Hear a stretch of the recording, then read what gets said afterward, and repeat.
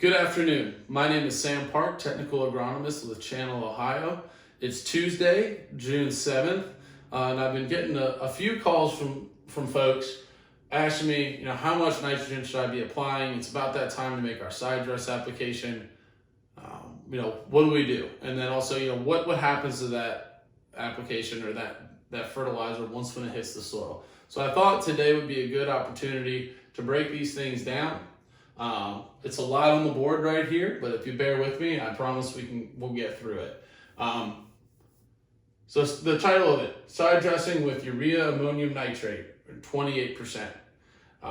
Fun fact, we use 28% here up north because it has a lower freezing point, versus they use 32% down in the south because it has a higher freezing point. So 28 seems to work out a little bit better for us since it is cooler. But anyway, first things first, you want to determine your yield goal, because once you have a frame of mind of where you're shooting to be, then you can kind of backtrack all your calculations from there. If you don't know what your yield goal should be, maybe check to see what the field average was, maybe tack on a few bushels if you want to try and up that goal. But for the purposes of this, we're just going to shoot for 200 bushels an acre. Secondly, there's more advanced calculators, but just a real simple rule of thumb is 1 pound of nitrogen per 1 bushel of grain. So if we're shooting for 200 bushels an acre, we're going to need 200 pounds of nitrogen per acre. This year, let's say I rotated. I had soybeans last year, so I got a soybean credit. Typically, your soybeans are going to leave you 30 pounds of nitrogen per acre. And then let's say that at planting, I applied 50 pounds of nitrogen as well. This is excluding maybe if I soil tested what's already in the soil. But ultimately, if I got 200 minus 30 minus 50 is going to I'm going to need 120 pounds of nitrogen per acre to hit my 200 yield goal. Obviously, if you want to follow along and do these calculations yourself, plug in your own numbers. But for simplicity, that's what we're shooting for. Now, how are we going to determine the amount of UAN at 28% that we need? So 28% of UAN is equivalent to 2.9 pounds of nitrogen per gallon. My target is 120 pounds of nitrogen per acre, divided by 2.9 pounds of nitrogen per 1 gallon will actually equal 41.4 gallons of UAN per acre. So that's my target. That's what I'm shooting for right here to end up to hit my 200 bushels per acre yield goal. Now, second half of this, Sam, what happens when that solution hits the soil? A few different things. So for urea, first word in the title, or in the name, this is your urea molecule right here. Notice you got the 2 nitrogen atoms on there as well. When you add water to it a few times, that is going to create 2 ammonia gas molecules and a carbon dioxide molecule. Now, if you think back, this is why they don't recommend that you surface broadcast or surface supply urea, because these are all gases and these can all leave your soil.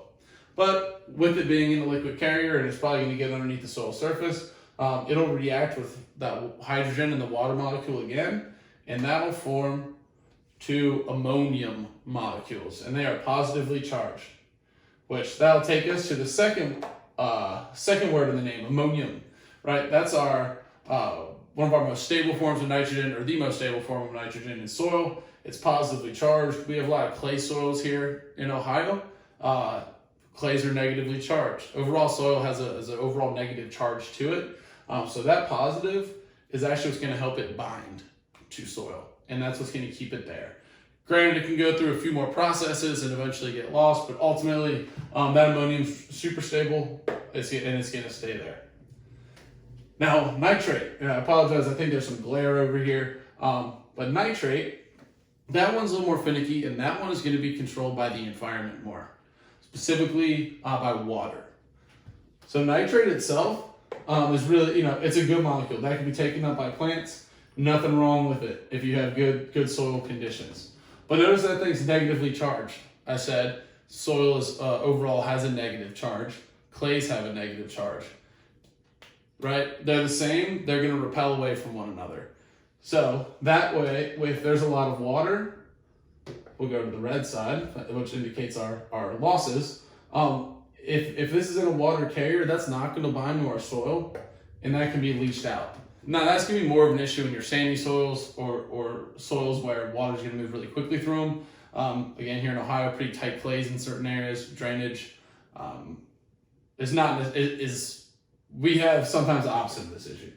However, that is a loss mechanism of where it can leach out. Secondly, if it's under extreme water conditions, so waterlogged conditions for multiple days at a time, that's where it can actually be converted by some microorganisms into some different gases. So nitrate, again, good for the plant, but when it has way too much water, it actually is used as a fuel source rather than carbon. Anyway, don't want to get into that. But it can produce nitrous oxide, nitric oxide, and dinitrogen gas. Again, all those gases, when those are formed, they're going to leave your soil system.